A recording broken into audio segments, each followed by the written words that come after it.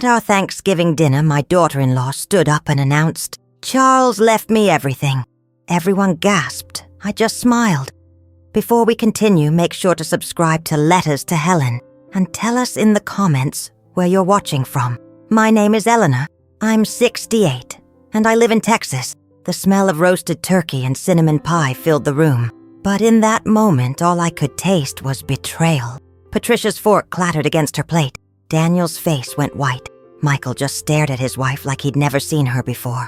But what none of them expected was that this story had been building for years, and that I wasn't the weak woman they thought I was. You see, what Vanessa didn't know when she made her little announcement that Thanksgiving evening was that I'd been expecting it. I'd been preparing for it, and I had something waiting in my purse that would wipe that smug expression right off her perfectly made-up face. But let me start from the beginning, because this story isn't just about greed or betrayal. It's about how sometimes the people you trust most are the ones who will hurt you deepest. It's about how kindness can be mistaken for weakness. And it's about how a woman my age can still surprise everyone, including herself. I was married to Charles for almost 50 years before he passed away, earlier this year, in April. We raised 3 beautiful children together, Michael, Patricia, and Daniel. When my oldest son, Michael, married Vanessa 15 years ago, I thought I'd gained a daughter. I thought wrong. Charles and I built our life together from nothing. We were both 20 when we married, both working multiple jobs to make ends meet. When he started his construction company, I worked as a secretary during the day and took evening classes to become a teacher. Every penny we earned went back into the business or into our children's futures. I gave up so many dreams along the way. That trip to Europe we always talked about. The little cottage by the lake I wanted for our retirement. Even simple things like a new dress or a day at the spa. Everything went to our family first. The kids' college tuition, down payments for their first homes, wedding expenses that cost more than our first house. I never complained. I never asked for credit. I just loved and gave and sacrificed because that's what mothers do. That's what wives do. At least that's what wives of my generation did. Charles knew this. He used to tell me I was the foundation of everything we built. "Eleanor," he'd say, "without you, none of this would exist." I held on to those words during the lonely nights when he worked late, during the years when building the business consumed him, during the times when I felt invisible in my own life. When Vanessa joined our family, I welcomed her with the same open heart I'd given everyone I loved. I was so happy that Michael had found someone who seemed to adore him. She was charming, beautiful, and she called me Mom from day one. I should have trusted my instincts instead of my heart. For the first 10 years of their marriage, everything seemed perfect. Vanessa was the daughter-in-law every mother dreams of. She remembered my birthday, called just to chat, and always insisted on helping with holiday dinners. When the grandchildren came along, little Emma, and then baby Jake, she made sure I had plenty of time with them. "Mom," she'd say, "you're such a blessing to our family. I don't know what we'd do without you." I ate it up. After years of feeling taken for granted, here was someone who seemed to truly appreciate everything I'd done. When Michael worked long hours at the construction company he'd inherited from his father, Vanessa would bring the kids over to spend afternoons with me. We'd bake cookies, read stories, and she'd listen to me talk about the old days. She was particularly interested in hearing about Charles and how we'd built the business from nothing, how we'd saved every penny, how we'd invested in real estate over the years, how careful we'd been with our money. I thought she was just being a good daughter-in-law, wanting to understand the family history. I should have realized she was taking notes. The first sign something was wrong came about 3 years ago when Charles started having heart problems. Nothing too serious at first, just some irregular rhythms that required medication and regular checkups. But it was enough to slow him down, enough to make him worry about the future. That's when Vanessa stepped in. "Dad," she said one evening after dinner, "you shouldn't be driving yourself to all these doctor appointments. Let me take you." It seemed so thoughtful. Michael was busy with work. Patricia lived 2 hours away, and Daniel was dealing with his own young family. I was happy to drive Charles myself, but Vanessa insisted she wanted to help. "You do so much already, Mom," she said, squeezing my hand. "Let me take care of Dad for a change." So I let her. Every Tuesday and Friday, she'd pick up Charles for his appointments. She'd stay in the waiting room, take notes when the doctor spoke, and make sure he understood his medications. She even started organizing his pill case and keeping track of his medical records. "Vanessa's such a godsend," Charles would tell me. "She thinks of everything. She even suggested I update my will to make sure everything's in order. That should have been my first red flag, but I was just grateful someone was helping. I was tired, more tired than I wanted to admit. After 43 years of teaching and 50 years of marriage, the thought of having someone else share the load seemed like a blessing. Charles had always handled our finances and legal matters. He was good with numbers, careful with investments, and protective of our assets. If he wanted to update his will to make things clearer for the children, that made sense. We weren't getting any younger. What I didn't know was that Vanessa had started planting seeds in his mind about how much I supposedly complained about taking care of him. "Eleanor seems so overwhelmed lately," Vanessa would tell Charles during their drives to the doctor. "She's always sighing when she has to help you with your medications. Maybe she's getting too tired for all this responsibility." Of course, I didn't know about these conversations at the time. Charles never mentioned them, but later I'd pieced together how methodically she'd worked to drive a wedge between us. She'd arrive at our house with fresh flowers or Charles's favorite cookies. "I was just thinking about you, Dad," she'd say, giving him a hug that lasted just a little too long. "How are you feeling today? Are you getting the care you need?"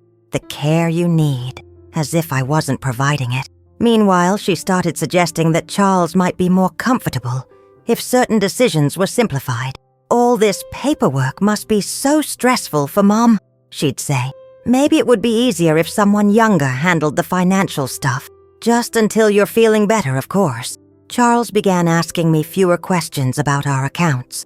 When bank statements arrived, he'd wave them off. "Vanessa's helping me keep track of everything," he'd say. "Don't worry about it, Eleanor. You have enough on your plate." But I wasn't worried about having too much on my plate. I was worried about having too little on it. The change in Charles was gradual but unmistakable. He started spending more time in his study with the door closed, talking quietly on the phone. When I'd knock and ask who he was speaking with, he'd say, "Just Vanessa, helping me understand some insurance documents." Insurance documents that I'd been handling perfectly well for decades. She started staying longer during her visits. Instead of just picking him up for appointments, she'd arrive early and stay for coffee. Then coffee turned into lunch. Then lunch stretched into the afternoon. I'd find them huddled together at the kitchen table, documents spread between them, their voices dropping to whispers whenever I entered the room. "What are you two plotting in here?" I'd ask with a laugh, trying to keep things light. "Oh, just boring financial stuff," Vanessa would say, quickly gathering the papers. "Nothing you need to worry about, Mom. Nothing I needed to worry about in my own house. About my own finances. The most painful part was watching Charles pull away from me emotionally. The man who'd once told me I was the foundation of everything we'd built started treating me like I was just another burden to manage. Our evening conversations, which had been the best part of my day for 50 years, became stilted and brief. "How was your day?" I'd ask. "Fine," he'd grunt, not looking up from his newspaper. "Anything interesting happen at the doctor?" He didn't even look up from his newspaper. "Nothing important. Vanessa handles everything." That phrase became the soundtrack to the slow dissolution of my marriage. I started feeling like a guest in my own life, watching my husband of 5 decades slip away from me one carefully orchestrated conversation at a time. The breaking point came last Christmas. We'd always hosted the family dinner at our house. It was tradition. I'd spend days preparing Charles's favorite dishes, honey-glazed ham, my grandmother's stuffing recipe, and the pecan pie that had been winning compliments for 30 years. But this Christmas felt different from the moment everyone arrived. Vanessa swept in wearing a designer dress I knew cost more than my monthly grocery budget, carrying an expensive bottle of wine, and acting like she owned the place. "Oh, Mom," she said, giving me one of those air kisses that don't actually touch your cheek. You look tired. Are you sure you're up for hosting? This is such a big responsibility for someone your age. Someone my age. I was 67, not 97. During dinner, she positioned herself right next to Charles, cutting his food and adjusting his napkin like he was an invalid. Every few minutes, she'd lean over and whisper something in his ear that would make him nod seriously. The rest of us might as well have been invisible. "Dad," Michael said at one point, "remember when you and Mom took us camping at Lake Texoma? You caught that huge bass, and Mom made it into the best fish dinner we'd ever had." Charles looked confused for a moment, like he was trying to remember something from a different lifetime. Then Vanessa touched his arm gently. "That sounds lovely," she said, "but we shouldn't dwell on the past. Dad needs to focus on the future now, on making sure everything's properly arranged." Properly arranged. The way she said it made my blood run cold. If you've ever watched someone rewrite your family's story right in front of you, tell me in the comments what you would have done. And if this is hitting close to home, give this story a thumbs up. After dinner, when I was clearing plates, I overheard her talking to Patricia in the living room. "I'm really worried about your father," Vanessa was saying, her voice dripping with false concern. "The stress of managing everything is wearing him down, and I think your mother might be overwhelmed. She's not as sharp as she used to be." "Not as sharp as I used to be." Patricia's response made my heart sink. "What do you think we should do?" "Well," Vanessa said carefully, "I've been helping them organize their affairs, just to take some pressure off. Your father's so grateful to have someone younger, handling the complicated stuff." I stood there in my own kitchen, holding my grandmother's china plates, listening to this woman rewrite the narrative of my life. According to her version, I was a doddering old woman who couldn't handle basic responsibilities. Charles was a fragile man who needed protecting from his incompetent wife. The truth was exactly the opposite. I'd been managing our household finances for 50 years. I knew every investment, every account, every insurance policy by heart. Charles had always been brilliant with the big picture of his business, but I was the one who kept track of the details at home. But somehow, in the span of 6 months, Vanessa had convinced everyone, including Charles, that I was the problem. That night, after everyone left, I found Charles in his study shredding documents. "What are those?" I asked. He looked up, startled like I'd caught him doing something wrong. "Just old paperwork. Vanessa said we don't need to keep so much clutter." The shredded papers scattered across his desk told a different story. I could make out fragments of bank statements, insurance policies, and what looked like our original will, the one we'd written together 20 years ago, the one that left everything to me first, then to our children. "Charles," I said quietly, "why are you throwing away our important documents?" He wouldn't meet my eyes. "Vanessa's helping me organize everything into a better system. She says these old papers are just confusing things." "Confusing for whom?" "For you," he said, and the words hit me like a slap. "Eleanor, I know you try, but this stuff is complicated. Let Vanessa handle it. She understands. She understands. My husband of 50 years thought a 35-year-old woman understood our finances better than I did." That night, I lay awake staring at the ceiling while Charles snored beside me. For the first time in our marriage, I felt like I was sleeping next to a stranger. The man I'd built a life with, raised children with, sacrificed everything for, had somehow been convinced that I was incompetent. The next morning, I decided to do something I'd never done before. I drove to our bank and asked to speak with someone about our accounts. "Mrs. Parker," the young banker said, pulling up our information on his computer, "I see you've made some significant changes recently." "What kind of changes?" His fingers tapped across the keyboard. "Well, there have been several large transfers over the past 4 months, and I see that Ms. Vanessa Parker was added as an authorized user on your main checking account in October." My blood turned to ice. "Added by whom?" "According to our records, your husband came in with the proper documentation. Ms. Parker now has full access to withdraw funds and make transfers. I asked him to print out 6 months of statements. When I saw the numbers, I nearly fainted right there in the bank lobby. $53,000. That's how much had been transferred from our joint account to an account in Vanessa's name. The transfers had started small, 500 here, 1,000 there, but they'd grown larger and more frequent. The most recent one, just a week ago, was for $15,000. My hands were shaking as I drove home. I found Charles in the kitchen, reading the newspaper and drinking the coffee I'd made him every morning for 50 years. "Charles," I said, placing the bank statements in front of him. "We need to talk." He glanced at the papers and his face went pale. "Eleanor, I can explain." "Please do. Explain to me why $53,000 of our money is now in Vanessa's account. She's managing some investments for us. She found some opportunities without telling me, without my signature. You seemed so stressed about everything. I didn't want to burden you with more decisions."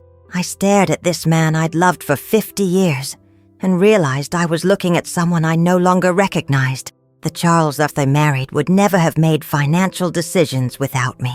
He would never have trusted our life savings to someone else. "Charles," I said, my voice steadier than I felt, "I want you to call Vanessa right now and ask her to return our money." His face crumpled like a child who'd been caught stealing cookies. "I can't do that, Eleanor." "Why not?" "Because," he struggled with the words, "because she's helping us. She's protecting our future. She says if something happens to me, you won't be able to handle everything alone.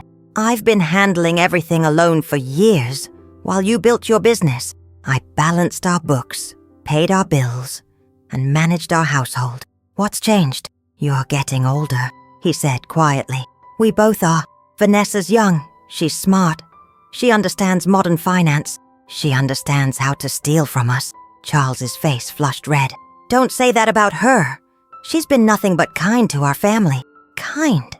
Charles, she's taken $53,000 from us. She's investing it. She's trying to help." That's when I realized the depth of what Vanessa had done. She hadn't just stolen our money. She'd stolen my husband's mind. Somehow, she'd convinced him that theft was generosity, that betrayal was protection. I made an appointment with our family lawyer that afternoon. Edward Morrison had handled our legal affairs for 25 years. He'd drawn up our wills, helped us with the business contracts, and guided us through every major financial decision. "Eleanor," he said when I showed him the bank statements, "this is very concerning. Have you discussed this with Charles? He says she's investing the money for us. But Edward, look at these transfers. They're not going to any investment account I know about." Edward adjusted his glasses and studied the papers more carefully. "Has Charles been having any cognitive issues? Memory problems? Confusion? Not that I've noticed. But he's been different since Vanessa started helping with his medical appointments. More secretive, less trusting of me. Eleanor, I need to ask you something difficult. Have you seen Charles's current will recently?" My stomach dropped. "We updated it together about 5 years ago. Everything goes to me first, then to the children equally. I'm afraid that's not the case anymore." Edward opened a file on his desk. "Charles came in 6 weeks ago with Ms. Vanessa. He said he wanted to make some changes to protect you from having to handle complex financial matters. He handed me a document that made my world tilt sideways. According to this new will, I would inherit our house and a small monthly allowance. Everything else, the business, the investment accounts, the savings we'd built over 50 years, would go directly to Vanessa, who would manage the estate for the benefit of the family." "This can't be legal," I whispered. "I'm afraid it is." Charles was clearly competent when he signed it. He insisted these changes were necessary to protect the family's interests. "Edward, this woman has been manipulating my husband for months. She's isolated him from me, taken control of our finances, and now she's inheriting everything we worked for. Can you prove the manipulation?" That's when I knew what I had to do. "Give me 2 weeks, I told Edward.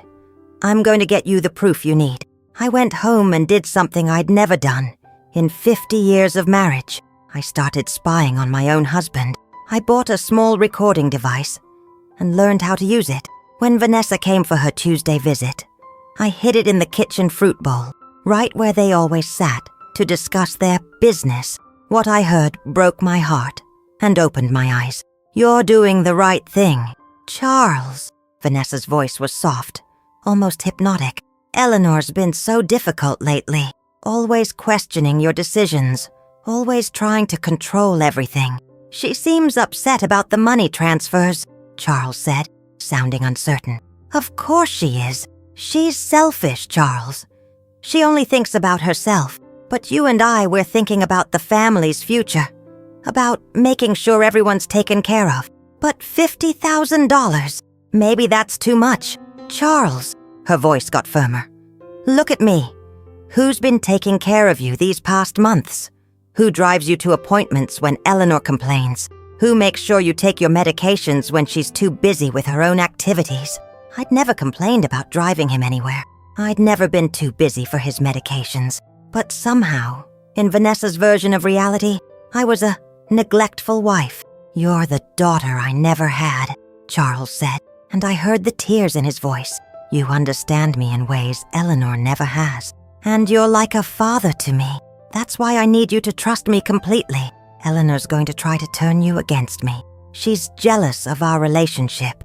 But you can't let her manipulate you the way she's been doing for years. I was manipulating him?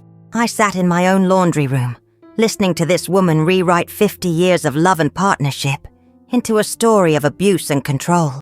The new will protect everyone, she continued. Eleanor gets the house and enough money to live comfortably. But the real assets, the business, the investments, they'll be managed properly by someone who truly cares about this family. You promise you'll take care of Eleanor after I'm gone. Of course I will. She'll never want for anything. But Charles, you have to promise me something too. You can't tell her about our conversations. She'll try to sabotage everything we've worked for. That night I made 3 copies of the recording. One went to Edward. One went into our safety deposit box. And one I kept hidden in my jewelry case. But Vanessa wasn't done. She still had one more devastating blow to deliver. Charles passed away on a quiet Tuesday morning in April. Heart attack in his sleep. The doctor said he felt no pain, that it was peaceful. But there was nothing peaceful about what happened next. The funeral was beautiful. The whole town came to pay their respects to Charles Parker, the man who'd built homes for half the families in our county. I stood by his casket in my black dress, accepting condolences, trying to process that my partner of 50 years was really gone. Vanessa played the grieving daughter perfectly. She wore an elegant black suit and stayed close to my side, her arm around my waist like she was holding me up. To everyone watching, she looked like the devoted daughter-in-law, supporting her elderly mother-in-law through her darkest hour. He was like a father to me, she told person after person. I'm going to miss him so much, but I promised him I'd take care of Eleanor. Take care of me. The phrase made my skin crawl, but I kept my mouth shut. This wasn't the time or place for confrontation. 3 days after the funeral, Edward called me to his office for the reading of the will. I sat in the same chair where I'd learned about Charles's betrayal just 6 weeks earlier. This time, I wasn't alone. Michael, Patricia, and Daniel were there. So was Vanessa. Edward cleared his throat and began reading. The house would be mine until my death. Then it would pass to the children. I would receive a monthly allowance of $3,000. Everything else, the construction business worth over $2 million, the investment accounts totaling nearly $800,000, the rental properties we'd accumulated over the years, all of it went to Vanessa. In recognition of her devoted care, and with complete confidence in her ability to manage these assets for the benefit of the entire family, Edward read. Patricia gasped. Daniel's face went white. Michael stared at his wife like he'd never seen her before. There must be some mistake, Patricia said. Dad would never... There's no mistake, Vanessa said quietly. Charles and I discussed this many times. He was worried about leaving such a burden on your mother's shoulders. He wanted someone younger to handle the complex financial responsibilities. But you're not even a blood relative, Daniel protested. Charles considered me his daughter. He trusted me to do what's best for everyone. I sat there listening to her lies, watching my children's faces crumble as they realized their inheritance had been stolen. But I didn't say a word because I had one more card to play. Actually, I said, standing up slowly, There's something everyone should know before we finish here. I opened my purse and pulled out a manila envelope. Inside were the recordings, the bank statements, and one more document that Vanessa didn't know existed. Edward, would you please read this? I handed him a paper that made his eyebrows shoot up. It was a psychiatric evaluation of Charles, dated just 2 weeks before he'd signed the new will. This is very significant, Eleanor. Where did you get this? I was worried about Charles's mental state after he started making such unusual financial decisions. So I asked Dr. Martinez to evaluate him during one of his regular appointments. Vanessa's face had gone completely pale. What does it say? Edward adjusted his glasses. It says that Charles Parker was suffering from early-stage cognitive decline, likely brought on by his heart medication combined with the stress of his illness. The doctor notes that he was easily influenced and had difficulty distinguishing between his own thoughts and suggestions from others. That's impossible, Vanessa said, but her voice was shaking. Charles was perfectly clear when we discussed the will changes. Was he? I played the recording on my phone. Vanessa's voice filled the room, manipulating my confused husband, telling him I was selfish and neglectful, convincing him that I'd been controlling him for years. My children listened in stunned silence as they heard their father being systematically turned against the woman he'd loved for 50 years. Oh my God, Michael whispered. Vanessa, what did you do? I was trying to help, she said, standing up quickly. Charles asked for my help. He was overwhelmed. You stole $53,000 from our parents, Patricia said, her voice cold as ice. I was investing it. I was protecting it. Where's the money now? Daniel demanded. Vanessa's mouth opened and closed like a fish out of water. It's in a safe investment account. Which account? Edward asked. We'll need documentation for all of these investments you mentioned. The silence stretched out for what felt like hours. Finally, Vanessa sat back down, her perfect composure cracking. Some of the investments didn't work out as planned, she admitted. How much is left? I asked quietly. About $15,000. She'd stolen nearly $40,000 from us. Money Charles and I had saved penny by penny over decades of hard work. Money that was supposed to secure my future after he was gone. But that's not the worst part, I said, pulling out the final document from my envelope. This, I said, placing the document on Edward's desk, is Charles's real final will. Everyone stared at the paper like it might explode. Edward picked it up, his eyes scanning quickly over the legal text. Eleanor, when was this executed? 2 days before Charles died. I finally got him alone, away from Vanessa's influence. I played him the recording of their conversations. I showed him the bank statements. I helped him remember who he really was. The truth was, those final 2 days with Charles had been both heartbreaking and healing. When he heard Vanessa's voice on that recording, manipulating him, lying about me, he broke down and cried like a child.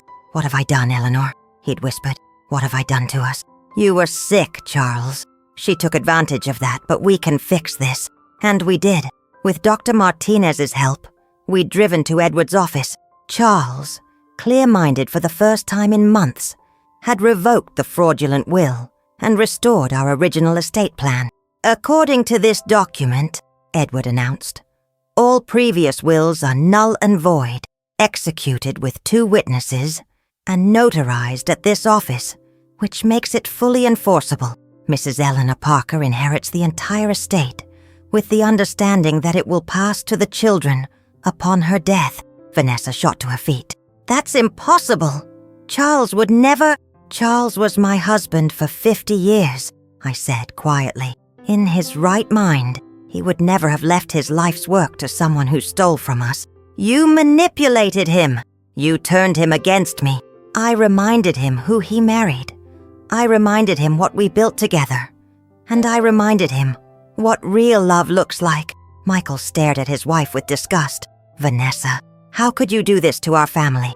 I did it for our family, for our children's future. You did it for yourself, Patricia said, and now everyone knows it. Vanessa looked around the room, seeing her carefully constructed lies crumbling. The money I took was for investments. I can prove You have 30 days to return every penny you stole, I said, my voice steady as steel. All $38,000 that's missing. And if I can't, I looked her straight in the eye, then we'll let the police handle it. Theft, elder abuse, fraud. I'm sure they'll find plenty to charge you with. For the first time since I'd known her, Vanessa had nothing to say. The charming, manipulative woman who'd nearly destroyed my family sat there in stunned silence. One more thing, I added. You're no longer welcome in this family. Stay away from my children. Stay away from my grandchildren. And stay away from me. That brings us back to Thanksgiving dinner. 6 months later, the same dining room, the same family recipes, but everything had changed. Vanessa had returned most of the money, $28,000 that she claimed was all she could recover. The remaining $10,000 was lost in bad investments, but I knew better. Still, I decided not to press charges. Some battles aren't worth fighting, especially when you've already won the war. Michael filed for divorce within a month of that meeting in Edward's office. He couldn't live with what she'd done. Couldn't trust her around our grandchildren. The kids live with him now, and they spend every weekend at my house, just like Charles always wanted. When Vanessa made her announcement that Thanksgiving evening, Charles left me everything. She was counting on my silence. She thought I was the same broken woman she'd manipulated for months. She thought grief had made me weak. She was wrong. I reached into my purse and pulled out that familiar manila envelope, the same one that had changed everything in Edward's office.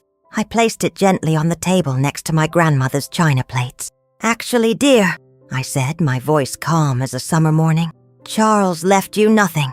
I opened the envelope and spread the documents across the table. The real will. The psychiatric evaluation. The bank statements showing her theft. The recording of her manipulation. But he did leave me something very valuable, I continued. He left me the truth. Vanessa's face went from smug confidence to pure panic in seconds. You can't. Those documents aren't legal. Oh, but they are. Charles was very thorough in those final days. He wanted to make sure you could never hurt this family again. She looked around the table at my children's faces. Faces that now showed nothing but disgust for the woman they'd once welcomed as a sister. Get out, Michael said quietly. Michael, please, I can explain. Get out of our mother's house, Patricia added. Vanessa grabbed her purse and headed for the door, her designer heels clicking against the hardwood floors Charles had installed with his own hands 50 years ago. As I sat there surrounded by my real family, I thought about everything I'd learned. Sometimes the people we trust most are the ones who hurt us deepest. But sometimes, if we're brave enough to fight back, we discover we're stronger than we ever imagined. Do you think I was right to expose her lies? Or should I have stayed silent for the sake of family peace? Have you ever had to stand up to someone who tried to steal your life from you? What would you have done in my situation? Have you ever faced something like this in your own family? Please share your thoughts in the comments. And don't forget to tell me what city you're watching from. Thank you so much for listening until the very end. This is Letters to Helen, and I'll see you in the next story.